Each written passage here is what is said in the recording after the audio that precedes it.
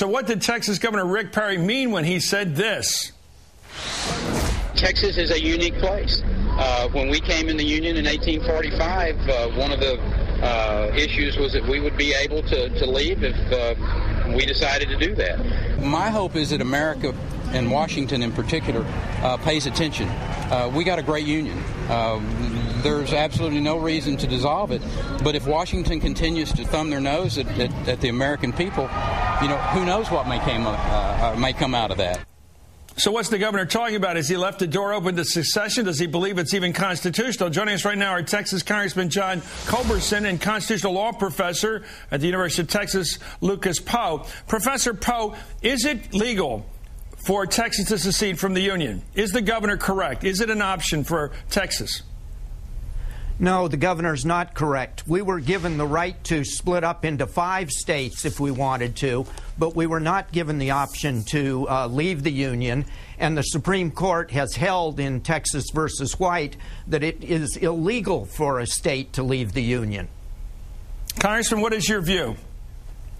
Well, Chris, I agree with the professor. We in Texas are, I think, the most patriotic of Americans, and Governor Perry was just revved up. I think he was excited and expressing the intense frustration, Chris, of every Texan that I know who is concerned about this government in Washington, this new liberal Congress, this new liberal president who is who has spent more money in less time, Chris, and piled up more debt than any other Congress in history. And we in Texas want Texans to run Texas. We in Texas have, as the professor said, have a special history and have always felt ourselves, the values we hold dear as Texans are the same values that made America great. So we're very passionate about keeping government small, letting Texans run Texas, and I wouldn't make too much of it, Chris. Governor Perry's a patriot. He just got revved up and was expressing the frustration of a lot of Texans that you can see the tip of the iceberg in these tea parties.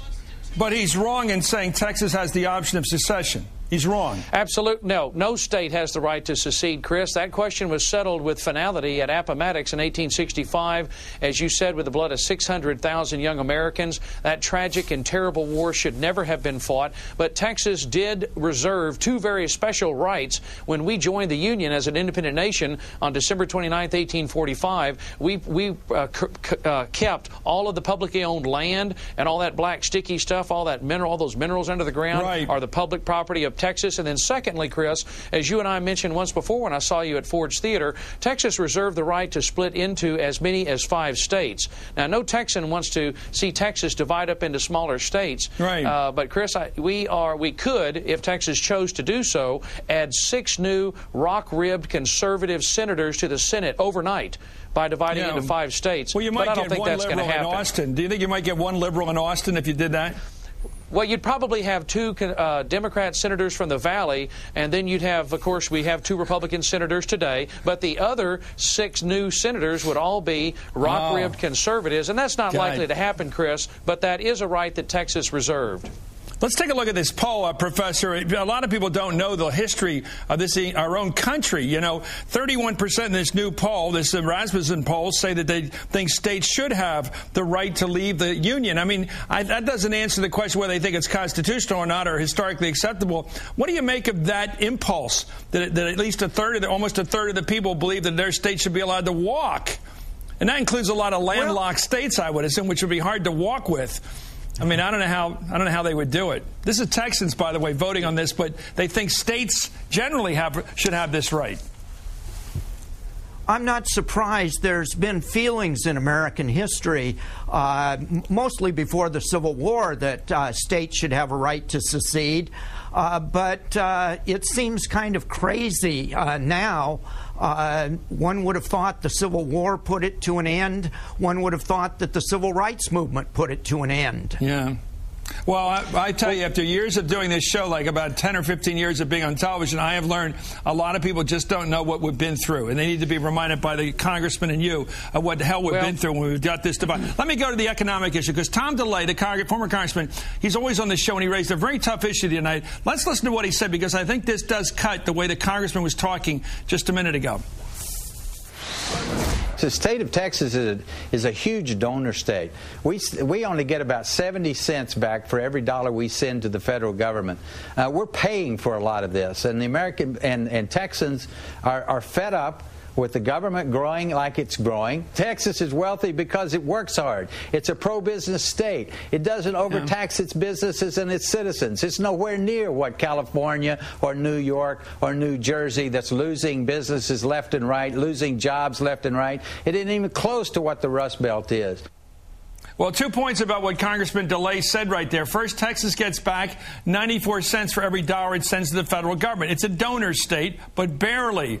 And when he cites California, New York, and Jersey, he's right that those three have high taxes in their states, but all three also get much less back from the federal government for every dollar they send in taxes. In fact, of the states that give more in federal taxes than they receive, the donor states, the 10 that pay the most in taxes compared with what they get back, are all blue states, states that voted for Barack Obama last year's election. And the states that get the least back for every dollar in taxes is Jersey, New Jersey. They get 61 cents back for every dollar. So if you go by the states that have the biggest complaint out there about how they're doing vis-a-vis Washington, it's the Democratic states, if you will, the Obama states that have the biggest complaint. Let's take a look at the 10 biggest recipient states. These are the states that get the most back from the federal government for every dollar in taxes they pay. Well, 8 of the 10 are red states, states that voted for John McCain. So, Congressman, if you get into this, who was getting the worst deal from Washington? It would be the liberal states. The conservative states, generally speaking, I know you're going to start laughing at this because this is so ironic. The people with their biggest complaints are the ones who have the least to complain about. Chris, your children and my children are getting the worst deal from this new administration. Why are we changing the subject? I'm talking geography. No, I'm not changing the subject, Chris. No. Chris, what I'm telling you is that Texans understand instinctively that it is our children that are getting the worst deal out of this. We don't, that calculation you just went through, we understand in our hearts that the federal government is taxing too much and spending too much. We want Texans to run Texas. We just want the government out of our lives, out of our pockets, get out of my way, and I will make my business a success. And it's instinctive, Chris. I'm telling you, with Texans, that calculation you just made is secondary to the core fact that we as Texans want to run our lives, we want to run our state without the federal government interfering with us. And Chris, I have to tell you, Nancy Pelosi and Barack Obama may send a thrill up your leg, but they send a shiver down the spine of every Texan that I know.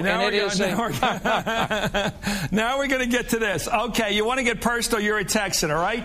And you're complaining. You guys are whining when the states that ought to be whining are the liberal states that get the biggest. They pay the most and get the least per capita. So why are you complaining? Why is a big, strong Texan guy like you whining about, gee whiz, how come we Texans give so much? And it turns out we did the arithmetic, Congressman, and we're ahead of you on this one. You got the weakest case here, so you go to generation. You change the subject.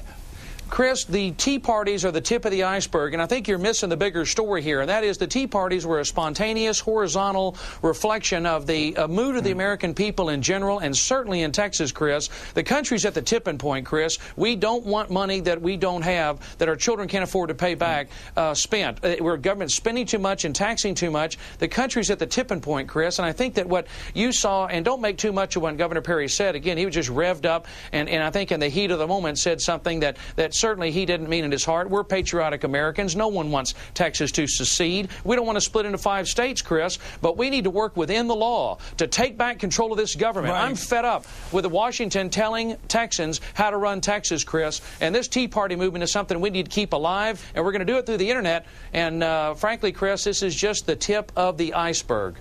Do you think Texas has a special complaint against the union because you believe that you're a donor state? That's what Tom DeLay said last night. A special complaint. And it turns out that a lot of the liberal states, which you guys would call Democrat states up in the Northeast, states like New Jersey are the ones that spend the most money in taxes. Now, maybe they should be complainers like Texas, but they're not complaining. Why are you guys complaining? Why are the pitchforks all out in the rural states?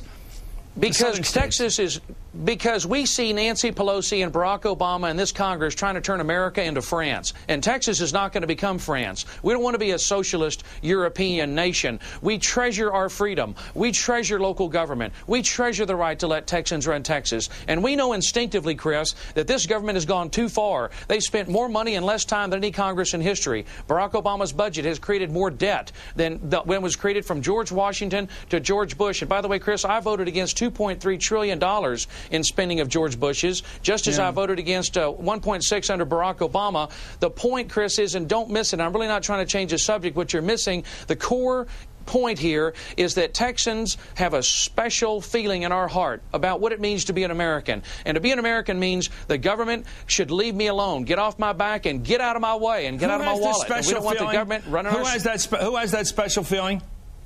More than anyone else, I think Texans have a special feeling in their heart about what it means to be an American. The core values that made America great are the values that made Texas great. You know how absurd, Congressman, you say that you guys are more emotional about your Americanism, and yet you've got a governor talking about splitting from America. You know how absurd that sounds. He's not serious about Governor Perry's not serious about that, Why do you think he did it all week Chris? this week?